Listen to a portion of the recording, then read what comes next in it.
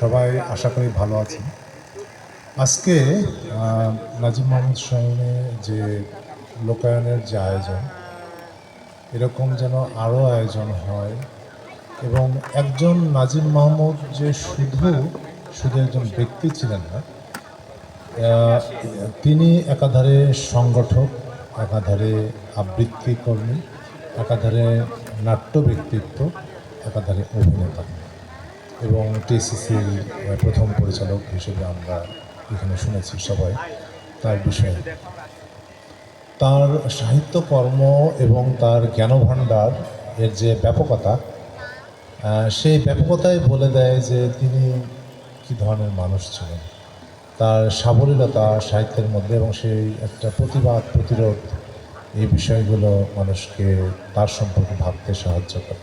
তিনি কেমন ছিলেন, তিনি কী করেছেন। হয়তো তিনি নিভৃতচারী ছিলেন, তিনি নিজেকে নিয়ে বেশি প্রচারণা পছন্দ করতেন না বলেই সময়ের সাথে সাথে তিনি উন্মোচিত হচ্ছেন।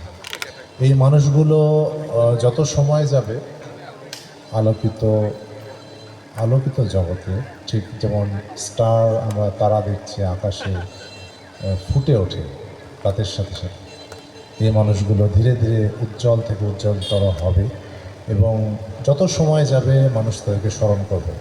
এরা নিজেরাই একটা শ্রেণী বা ক্লাস, যেরকম আমরা ধারণা করি রবীন্দ্রনাথ ঠাকুর, নজরুল ইসলাম, কবি কাজী নজরুল ইসলাম, এরা নিজেরাই একটা ক্লাস, যে কারণে আমরা বলি ক্লাসিক সঙ্গীত, ক্লাসিক নৃত্য, ক্লাস থেকে ক্লাসিকটা আসে।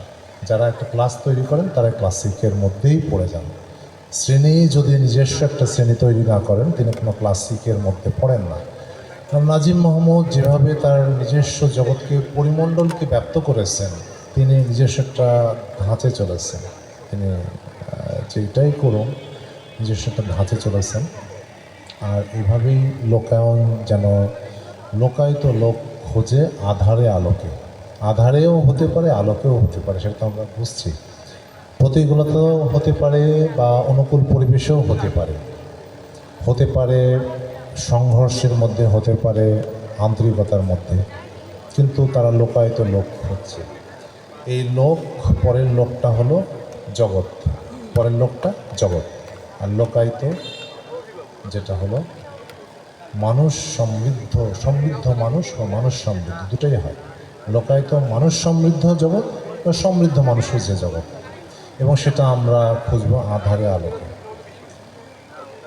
আমরা লোকায়নের যদি পরিধিটা দেখি, তারা আবৃত্তি, নৃত্য, নাটক, সঙ্গীত এবং পুঁথিপাঠ, মূল পাঁচটা সঙ্গে সাহিত্যের বিষয়, এবং তার সাথে তাদের যেটা আমাদের আদি জন, যেটা একটা এলাকার আদিবাসী উপজাতি বা নৃগোষ্ঠী, তাদেরকে যে স্মরণ করে যে উৎসবগুলো, বৈশাখী হয়তো সামনের বার তারা করবে কিনা আমি জানি না, বৈশাখী তো তাদের একটা বড় উৎসব, বা এরকম যে নৃগোষ্ঠীগুলোর উৎসব আছে তা সেগুলোতেও তারা করবে।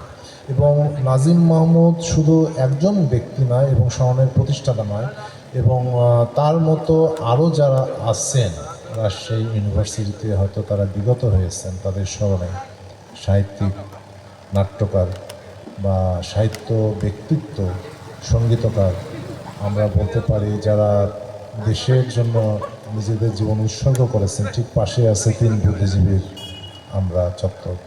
আমরা অনেকেই এই বুদ্ধিজীবীদের সম্পর্কে জানি না, মানে চত্বরে ঘুরে ফিরে চলে যায়। তাদের একটা বক্তব্য ছিল, আমরা যেন এই 3 জন বুদ্ধিজীবীদের বিষয়ে আমাদের যে একটা কারা কারা আছে তাদের ইতিহাসগুলো যেন আমরা ওই 3 জন বুদ্ধিজীবীর একটা চত্বরের পাশে একটা লিখিত অংশ যেন আমরা পাই, স্টিল প্লেটে হোক।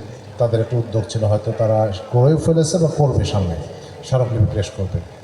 এভাবে এগিয়ে যাবে একটা সংগঠন, শুধুমাত্র তাদের চর্চা না, তারা স্মরণীয় বরণীয় ব্যক্তিত্বদেরকে নিয়ে এগিয়ে যাবে। এভাবে লোকায়ন বিকশিত হোক, বিকাশ লাভ করুক, এবং প্রতিটা ক্ষেত্রে তারা দেশের সংস্কৃতি, লোকজ সংস্কৃতি, দেশীয় পরিমণ্ডলকে দেশের এবং বিদেশের পরিমণ্ডলে যেন পরিচিত করে তোলে, এই প্রত্যাশা করব। লোকায়নের জন্য আবারও শুভকামনা। সবাই ভালো থাকবেন। আল্লাহ হাফিজ। অসংখ্য ধন্যবাদ এবং কৃতজ্ঞতা জ্ঞাপন করছি